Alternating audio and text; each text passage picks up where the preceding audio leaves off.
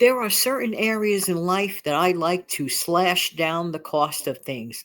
Example, paper goods, paper usage, things that we throw away, disposable stuff. They are literally a one and done kind of a product. I also love to save money doing the laundry without sacrificing cleanliness, okay? I saw something many years ago at a public laundromat. I couldn't believe my eyes.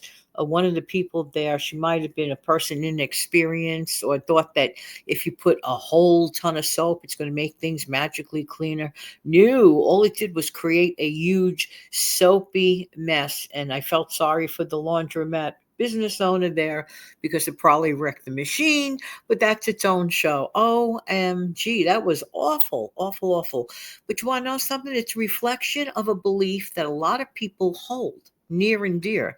They think the more suds they use, the more soap they're using, the cleaner their clothes. That is not true at all whatsoever. The real truth, in fact, is this: it's about the agitation. Okay, but we're going to get into that in a minute. Good morning, good afternoon, good evening. Welcome to this bonus upload. Thank you for coming back. If you've been here before, if you're brand new here, welcome, welcome, welcome. Don't forget to come back every single day for my regular show that uploads every day when at 5 a.m. All right, let's jump into this. This is not going to be a long show, but it's going to be an important show. And if you're serious about saving cash at a place like the laundromat, whether you're at home or in public or whatever, it all comes down to money. We could be saving money. Number one, please stop using incredible amounts of detergent that you don't need. As a matter of fact, conversely, I'm going to suggest that you use a ton less. It's about the agitation, and your clothes will come out clean. Okay, they really should. They should come out clean. All right, so that's suggestion number one. Stop using so much extra detergent. That costs money, honey, and you're pouring money literally down the drain very quickly. We can't do that these days. All right, next. It's okay to make a cold water wash. Number one, you are actually protecting your clothes. Because when you keep doing hot water washes, guess what? You're stressing out the fabric. The heat is stressing out the fabric, and your clothes are still going to come out clean. The dirt is still going to lift out, even with a cold water wash. Again, it goes back to the agitation.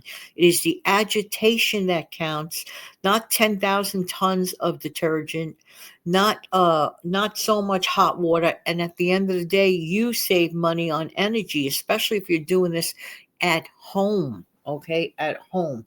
And you're not doing your clothes a favor when you're keeping them into the hot, hot, hot water all the time. In fact, like I said, you're stressing it out. So use no hot water, use cold water.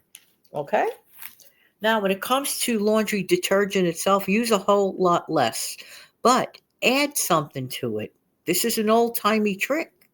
Add a quarter a cup of baking soda. Add a quarter of a cup of baking soda to that. It helps lift out the stains. It helps. It helps boost your detergent. And you don't have to use so much. And baking soda to this day is so inexpensive. Use like a quarter of a cup per load. Okay?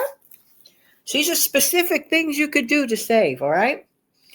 Now, I personally never did this.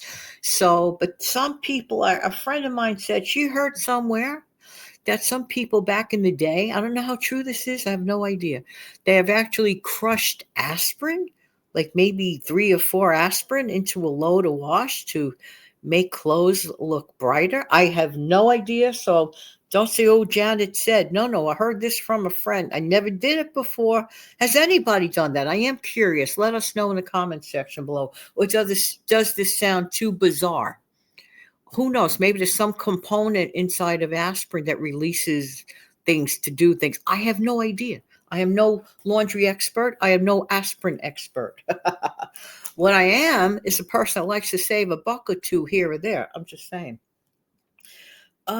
Next, for those that are blessed to have outside spaces to hang a wash, back in the day in New York City, we were allowed to have clotheslines, even amongst between the buildings. We were. regular people, working class people. We were allowed to have clotheslines. But somebody came up with the cockamamie idea that we can't do that. And unfortunately, so we can't. So unfortunately, but what I do is I try to beat this system a little bit by using I call it my crisscross rack. You know, those like little hanging racks, you know, some are wooden, some are metal. Mine is metallic. They're foldable racks. And in the warmer months, I put it near a breezy window. In the colder months, I put the rack next to a radiator because I'm not going to use a dryer. I do have this little portable washing machine. I've shown it in the past. You could always check that out. It's adorable. It's cute, perfect for the small stuff, you know. But like the blankets and stuff like that, I still have to send to the public laundry because we're not allowed to keep like a serious washing machine in this building. So got to follow the rules, right? But for those that are blessed that could hang their clothes outside, the sun is a natural bleacher to your clothing. And there's nothing like the smell of freshly dried clothes from outdoors. Oh my word. Goodness gracious, take full advantage of that. And of course, that's a money saver. Without a doubt, it is a money saver. All right. You know, once again, vinegar to the rescue. I have never known of a product other than baking soda and good old white vinegar that has come in so very handy. Pour about a quarter of a cup of white vinegar, okay? When you're in the rinse cycle of your wash, it softens your clothes. It is a natural fabric softener. There is no need at all to buy fabric softener. People like the smell, people like the color, maybe they like to carry the big jug. I don't know. I really don't know, or whatever else method that they're using. But if you're looking to save a buck or two, and times are tight for many people, so if you could cut corners in the laundry, cut the corners in the laundry. I'm just saying. And by the way, years ago, there was a detergent. I don't know if it exists anymore. And one day I tried to mimic this because I heard this a long time ago. I'm not quite sure where the video was. Um, I'm not quite sure. But the person, whoever it was, suggested to get a standard, you know, cheese grater, you know, like a box grater, and take a bar of soap. And that's what I did. I had Ivory soap. I was so low. This was during a pandemic time. I was so low. I didn't want to risk going out at that moment. And I made my own detergent, literally, by grating the soap into soap flakes.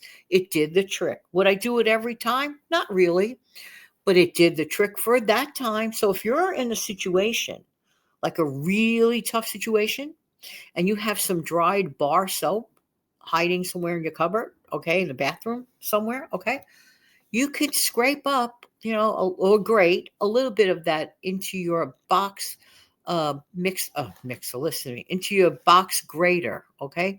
Use it. It works. It did the trick. I'll be back in the future with some more tips and tricks for laundry in the future because this is an area where we really could cut corners.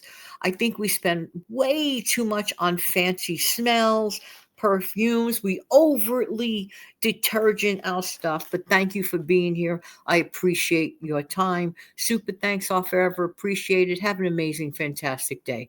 Please share this video too. Thank you.